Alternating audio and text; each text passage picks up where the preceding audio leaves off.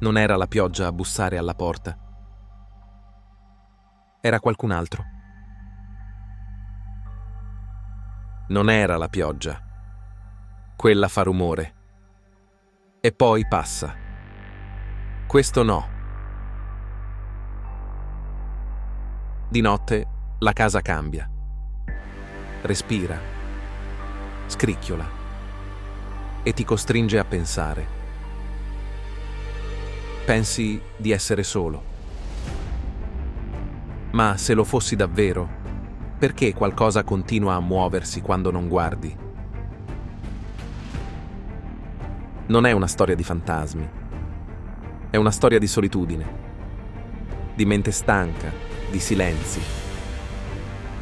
di case che osservano. Perché a volte non è qualcuno che entra in casa. È qualcosa che si accorge che sei rimasto solo. Se stai ascoltando ora, forse è notte anche per te. E forse non sei solo come credi. La pioggia tamburellava sul tetto. Fine, insistente. E io non riuscivo a dormire. Il suono della porta, lieve, quasi innocente. Eppure non era la pioggia. Un brivido lungo la schiena. Chi entra in una casa così tardi? Chi osa disturbare il silenzio?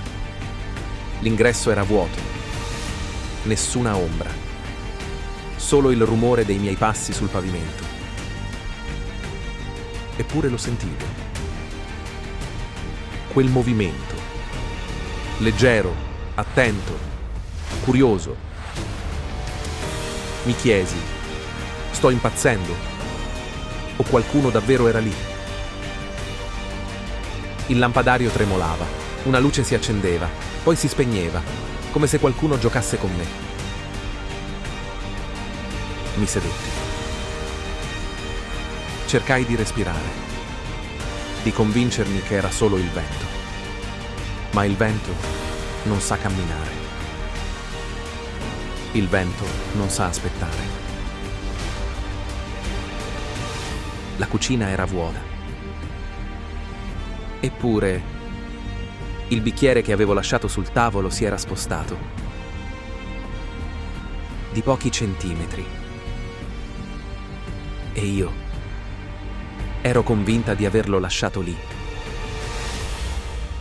Mi passai una mano sul viso. Un gesto automatico. Inutile. Ero sola, eppure mai stata così osservata. Chi sei? Non mi rispose nessuno.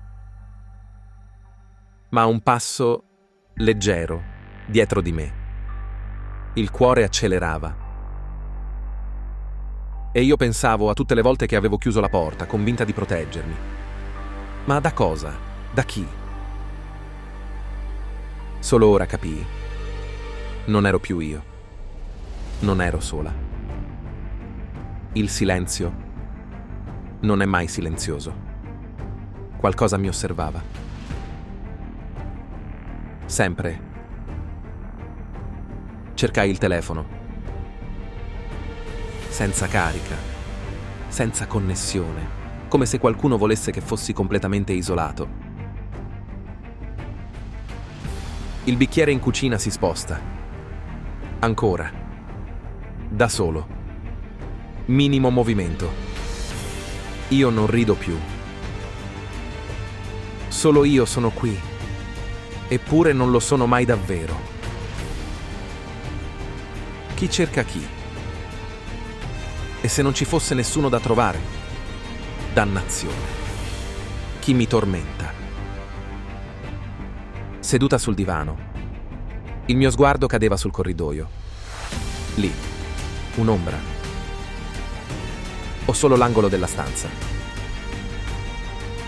Mi alzai di nuovo, ogni passo un eco, ogni respiro pesante, e mi chiesi quanto conta la solitudine, quanto conta la percezione.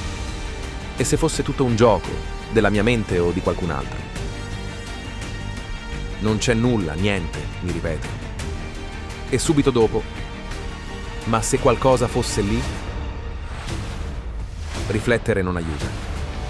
Osservare non aiuta. Solo ascoltare. Basta. Non voglio più sentire niente. Il rumore tornò. Non un passo, non un sussurro. Qualcosa di più sottile. Qualcosa che sa ascoltare. La luce tremolava. Sempre. Sempre più vicina al mio sguardo. Mi sedetti di nuovo. Forse è solo la mia mente. Me lo dissi piano. Forse sono io, il ladro dei miei pensieri. Un'idea che non volevo. Un pensiero che graffiava. Non è possibile. Non può essere così. La casa era mia. Lo sapevo. L'ho sempre saputo. E allora perché, per la prima volta, me lo stavo chiedendo? Perché quando una certezza vacilla, non fa rumore. Ti guarda e aspetta. La casa era mia. Sulla carta. Nel contratto. Nelle chiavi in tasca.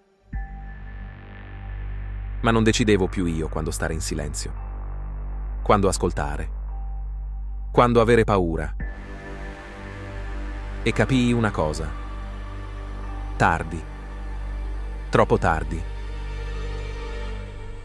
Una casa non smette di appartenerti quando entra qualcuno. Ma quando chiede il permesso e tu non sai più se dirgli di no? Il ticchettio dell'orologio segna ogni secondo. Ogni secondo un battito del cuore. Ogni rumore. Un invito a dubitare di me stesso. La stanza sembra respirare. Ogni ombra è viva. Ogni luce tremolante un segnale. E io mi sento intrappolata. Chi sono io qui dentro? E chi mi osserva? Il corridoio, qualcosa si muove. Leggero, attento, calmo, come se sapesse dove guardare. Come se giocasse con la mia mente. Non riesco a capire. Sto guardando me stessa o qualcun altro? Il tempo si allunga. Il silenzio è assordante. La pioggia martella ancora sul tetto. E io penso, quanto siamo soli davvero? E se la solitudine fosse solo un trucco? Un inganno della mente? O di chi ci osserva? Un passo? Dietro di me? O solo la mia paura? Il cuore batte forte. Le mani sudano. Non voglio girarmi. Ma devo sapere. Il lampadario tremola di nuovo e il corridoio sembra infinito. E io sorrido. Ironia della sorte. La casa è mia. Eppure non lo sono più io. La notte passa. Ogni suono, ogni rumore, un ricordo, una paura, un fantasma della mia mente. E alla fine, il silenzio. Ma non è un silenzio vero. È la promessa che qualcuno o qualcosa rimane, osserva, aspetta, gioca. Non sei mai solo nella tua casa. Nemmeno quando nessuno ti cerca, nemmeno quando credi di esserlo. Cosa succede? Perché non scappo? Non ho visto nessuno. Eppure non ero più sola. Ho spento le luci. Ho chiuso gli occhi. La casa non dorme. Ricorda. Se stai ascoltando ora, sei davvero sola?